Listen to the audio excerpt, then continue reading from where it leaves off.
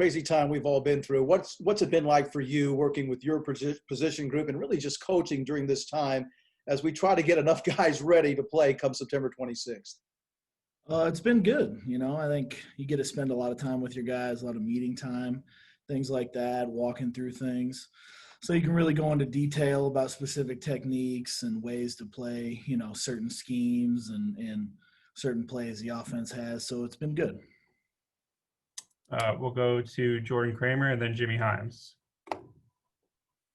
Hey, Brian. Obviously, every guy's kind of had an extended period of time away from the practice field that kind of amplified for Jeremy Banks. How would you kind of assess his development and kind of also his transition back to football? Jeremy's been great. He, continues to do all the right things and, give his best effort every day. And that's all we ask for him, and for us, it's how do we put him in a good position to be successful? Jimmy? Brian, we've heard Coach Pruitt talk about wanting linebackers who can play all four spots. How many linebackers do you have that can play all four? And also we heard Quavaris Crouch bragging about the leadership as leading the other linebackers in his group. Well, I lost you a little bit on the end there, Jimmy. I don't know if kind of internet you got. As far as Henry To'oTo'o, would you talk about the leadership he's brought to the linebacker group? Because Quavaris Crouch was talking about how important Henry's been to him. Henry is a really good leader. I think when he came out of high school, he led by example, and I think he's really embraced the role of, bringing other guys along as well. As in terms of our linebacker group, we're a versatile group, that can do a lot of different things. So it's been nice. You've been able to put people in different positions, which is awesome. All right, we'll go to Blake Totmeyer next, followed by Austin Price. Hey, Brian, you're a guy that's had some success on the recruiting trail past couple years. How would you, assess what the new assistants that you're working with this year, how they do as recruiters? Anything that stands out about maybe Joe Osabet or Shelton Felton as you see them doing their thing in recruiting?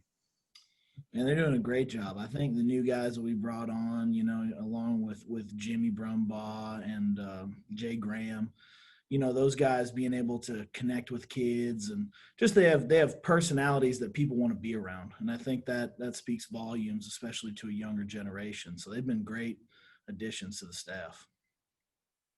Austin?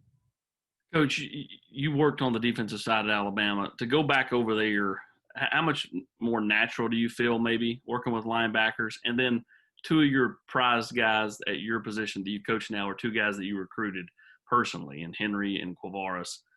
How much does that help making that move when you have such a close relationship with two of your best players at your position? I think it's making a relationship with all those guys with, Aaron Beasley, Solon Page, Jeremy Banks. It's key no matter what position you're in to have a good relationship with all those guys. For me, moving back to linebackers, it was a sense of comfort because I started out there when I first coached in college with Michael Barrow at the University of Miami, and moving on through with Coach Pruitt and at Georgia and then Alabama. So it's been a much easier transition for me than probably more so than if I was going the other direction. All right, we'll go to Patrick Brown, then Mike Wilson.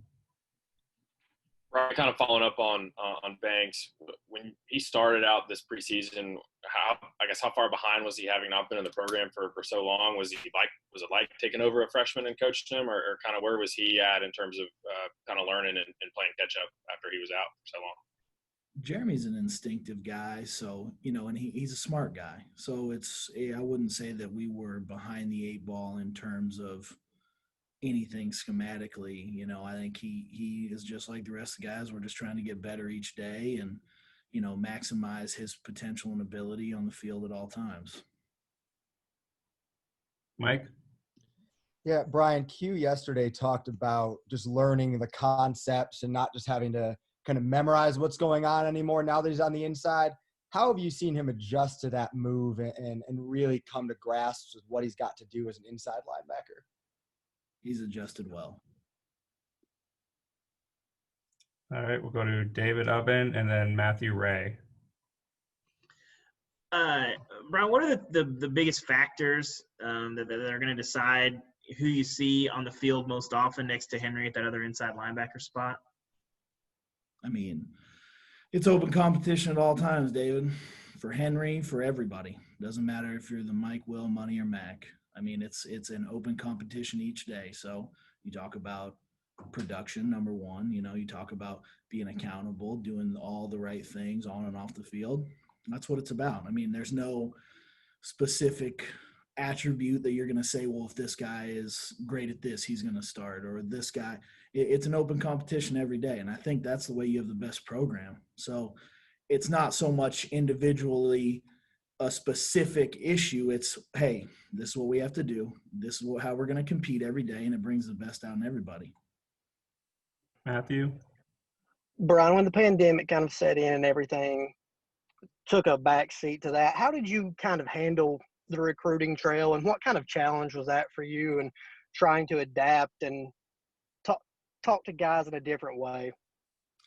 Well, I don't think you talk to people in a different way. I think you still have the same conversations with them. It's about personal connections and, you know, how you relate to them. Now, on the other part of it, you don't get to see them face to face. So how are you going to do campus tours without them being here? How are you going to show them the inner workings of the facility, the inner workings of the program, how you coach, you know, how do they feel you, you know, without being able to see you in person? That's tough. But I think Coach Pruitt put a big emphasis on it, on, you know, building relationships and us, you know, being around, you know, at least the building, right, when we're here now and talking to kids at all times. I don't think recruiting ever stops. And I think he's kind of the driving force of that car, you know, is he's always, you know, pushing us and continuing, you know, to make us recruit at all times. But it's the lifeblood of the program, so he understands that better than anybody. All right, next we'll go to Wes Rucker, followed by Rick Russo. Hey, Brian, I know that you're coaching the inside backers, but in general, when you're talking about, you know, being an outside backer versus being an inside backer, how much more sort of mentally taxing is it to play inside, if you think it is? I mean, they're both pretty tough. I think, you know, you're making more calls. You're more of a signal caller. Also, Wes, you got one hell of a setup back there, man. I'll just let you know. We're professionals here. I got that. So, no, I think for us, just making calls, but it's hard with the outside backers as well. You know, I think they have to have a certain level of understanding, just even in coverage. I mean, some people think that it's more of a pass rushing position and playing on the edge and things, but they have to know so much in terms of alignment, you know, where the safeties are coming down, where their support is. So I would say, you know, they're both equally taxing. All right, Rick? I didn't have a question, Sean. I'm sorry. I took the hand down. My bad. We'll go to Austin Price and then back to Jimmy Himes. Brian, what have you been able to see from some of the outside guys? I know that's not necessarily, you know, the position you coach, but, you know, for a guy like J.J. Peterson, who, you know, was working some inside and then bounced outside, has he been able to make any strides in fall camp? Well, that seems like a Sheldon Felton question there, Austin Price. No, I think everybody this offseason is in this camp has made strides. You know, I think he does a great job coaching them. I think, you know, Shelton's attention to detail is spectacular, and the way that he relates to kids, I think it's one of the main reasons, you know, Coach Pruitt hired him, is what a good coach he is, and a guy that can develop kids, whether it be high school, whether it be here, anywhere. So, you know, I have full trust that all those guys have made strides, and you can see it. All right, we'll go to Jimmy Himes, and we'll finish up with Trey Wallace. Brian, South Carolina's got a new offensive coordinator, Mike Bobo. And I wonder the challenges that you face when you're going against somebody that's new to another system offensively. Well, Mike Bobo is new, but, you know, he's been in the league, and I think everybody has a little bit of a history with Mike Bobo around the SEC because, you know, he's been in it forever. But yeah, I mean, anytime you're going in, there's a new system, on the other side, and your first game, it's always a little different. But we're just working each day to, do our best. All right, we'll finish with Trey. Brian, what have you talked to the older players about trying to keep the younger guys doing the right thing during this pandemic where you guys can get a whole football season in? And what kind of advice or maybe instruction have you given these younger guys where you guys don't have to spread that around and you're able to play a whole year?